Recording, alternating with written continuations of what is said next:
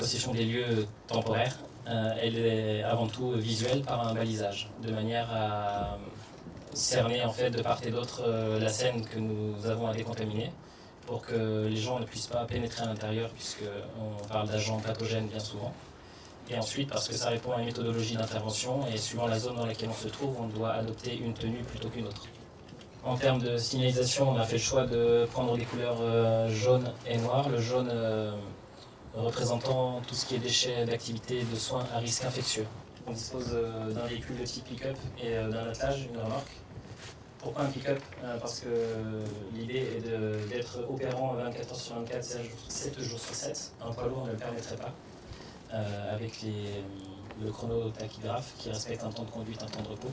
Et les véhicules utilitaires non plus, puisque le poids que nous embarquons passe de facto l'utilitaire en catégorie poids lourd.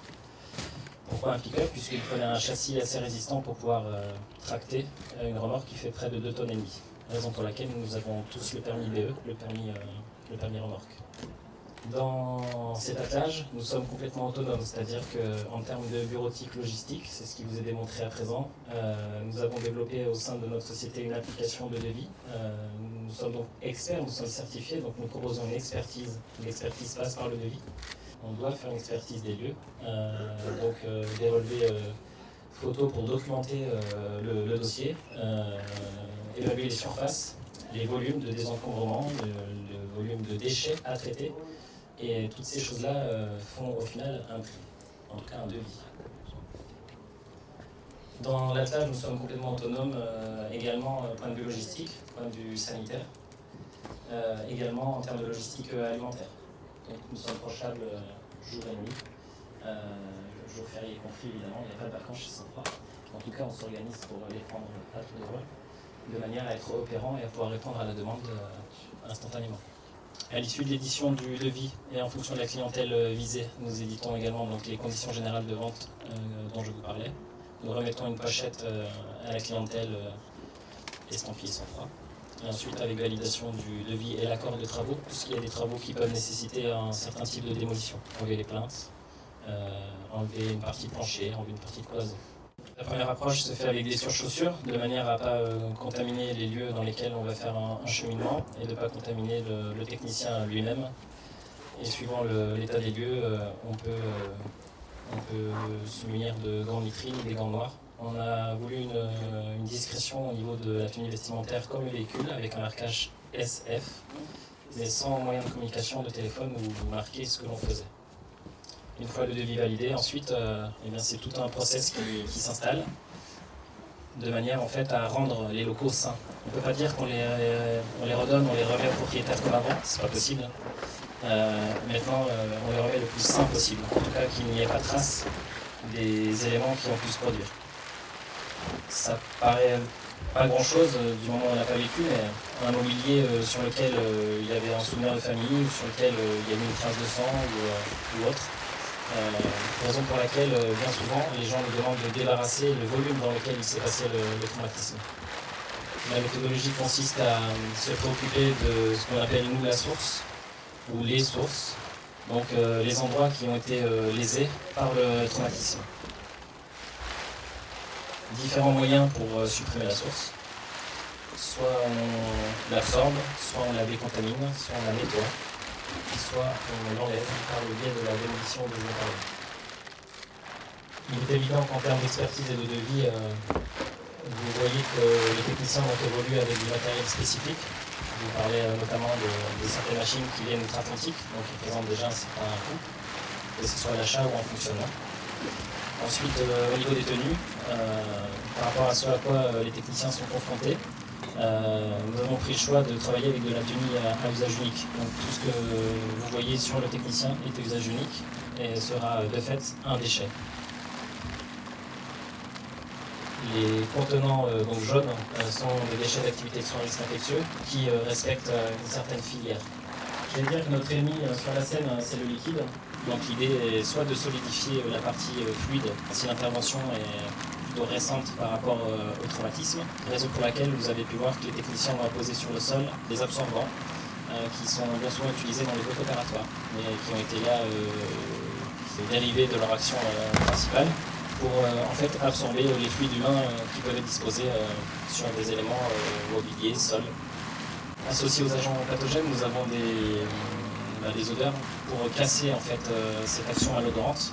Nous intervenons avec des agents que nous appelons masquants, d'où l'accompagnement de notre partenaire Action Plan, dont les nettoyants sont écologiques, à base de terpènes, pour l'application que vous en avez vu à base de pulvérisateur qu'on appelle le Finodor, qui est lui un agent masquant en fait, qui donne au nerf olfactif la sensation de sentir bon déjà. Et ensuite, deuxième action de ce produit sur la source en elle-même, par le biais d'enzymes, pendant la phase de traitement de la source pour que les parties malodorantes soient supprimées. C'est en fait un confort de travail et vis-à-vis de la famille, en tout cas c'est une action qui nous est importante. Le choix était de nettoyer la source, de la supprimer, puisque le matériau n'était pas poreux et donc permettait la décontamination.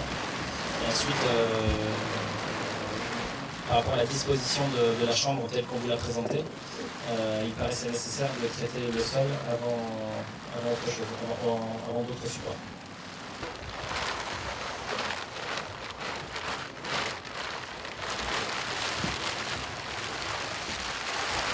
Les techniciens vont s'affairer à la partie électrique qui a été lésée.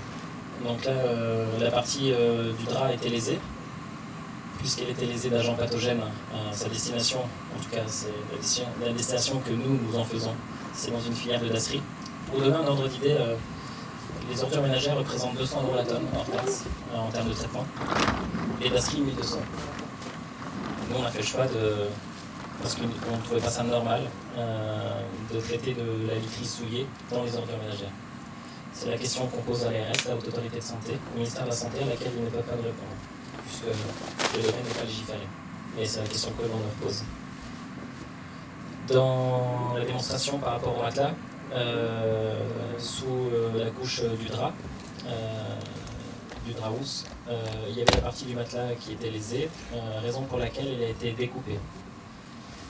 Il n'y a que la face supérieure qui était lésée, les autres faces ne l'ont pas été. Donc la face qui a été découpée a été mise dans un contenant jaune, donc dans la filière des déchets d'activité de soins à risque infectieux, tandis que le reste du matelas ira dans la filière des ordures ménagères. Les premiers modes d'action avec la tenue dite TICAM, la tenue grise, c'est une combinaison étanche, mais aussi qui présente la faculté d'avoir une résistance mécanique aussi. Une scène de cet ordre-là dure environ 1h30 à 2 techniciens. Donc il faut une combinaison qui soit résistante, et par rapport au nettoyage, à des décontaminations que l'on en fait, qui ne se déchirent pas, évidemment. Ensuite, quand on passe plus à une désinfection, parce qu'on ne peut pas désinfecter quelque chose qui est lésé, il faut déjà enlever la source, les pathogènes, et ensuite, une fois que c'est décontaminé, on passe à la désinfection pour rendre les locaux propres et désinfectés. Raison pour laquelle ils adoptent une combinaison plus légère, déroulée. Alors on ne se protège pas du produit, vous avez bien compris. Le produit, en tout cas les nettoyants, ne disposent pas de pictogrammes de danger pour l'utilisateur. Néanmoins, on les applique en 3 dimensions, notamment sur les plafonds. Donc une fois qu'on a disposé le nettoyant sur les agents pathogènes que peuvent être le sang, vous avez bien compris que nous devons être protégés de la tête aux pieds. Pour cela, on respecte un protocole d'habillage qui est strict. Et comme tout ce qui est protocole d'habillage, tout ce qui est protocole même au sein de l'entreprise, tout a été couché sur forme de cahier des charges. Nous avons évidemment l'ambition de développement et de formation du salariat.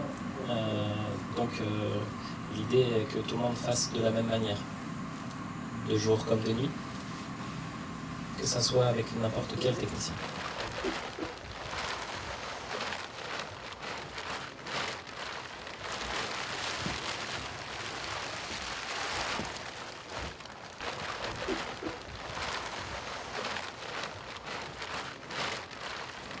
Je ne sais pas si tout le monde a remarqué, mais on a un appareil qui fait un petit bruit de soufflerie, qui est lui typiquement un appareil qui provient des États-Unis, qui est un système de filtration un peu en millefeuille, qui présente plusieurs couches de filtration.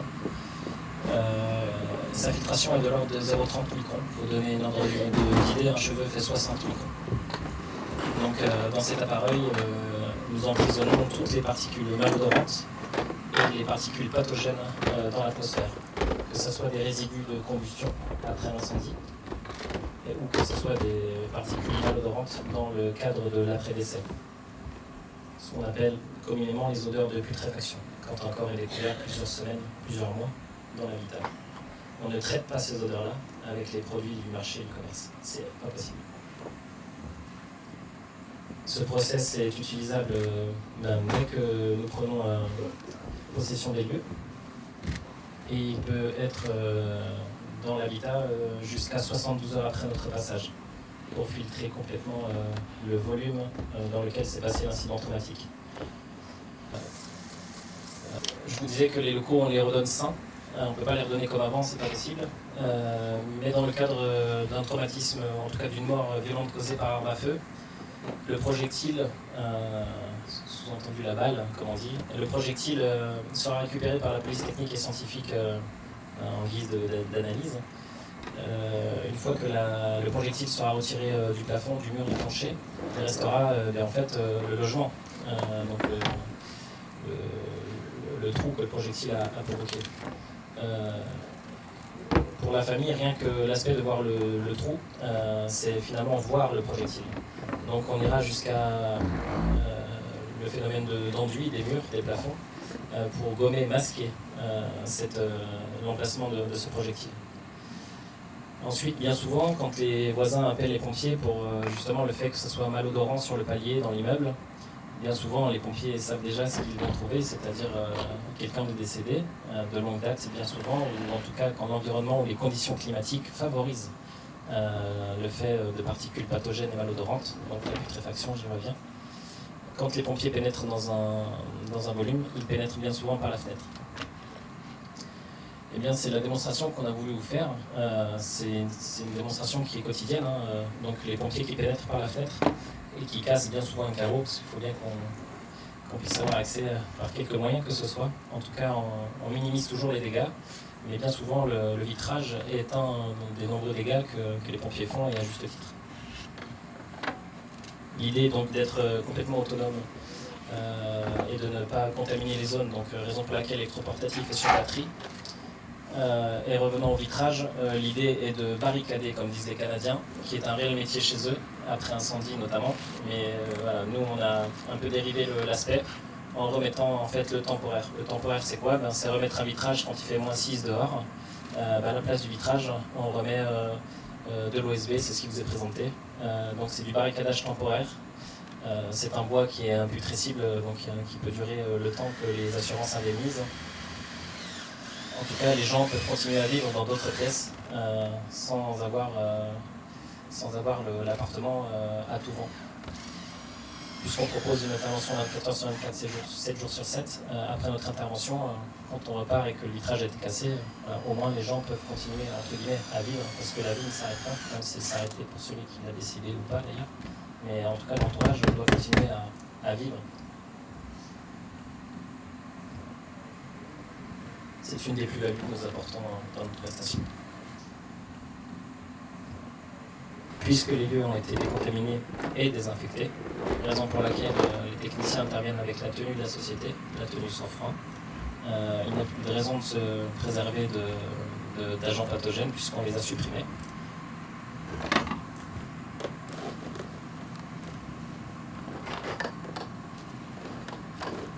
On répond là aussi en termes d'équipement de protection individuelle, en termes de protection auditive, oculaire, le biais de ces systèmes de lunettes et de masques, enfin de protection du visage. Une fois que la partie barricadage a été exécutée, ensuite on a la possibilité ou pas, en fonction de ce que souhaite la famille, de désencombrer le volume qui a été conservé.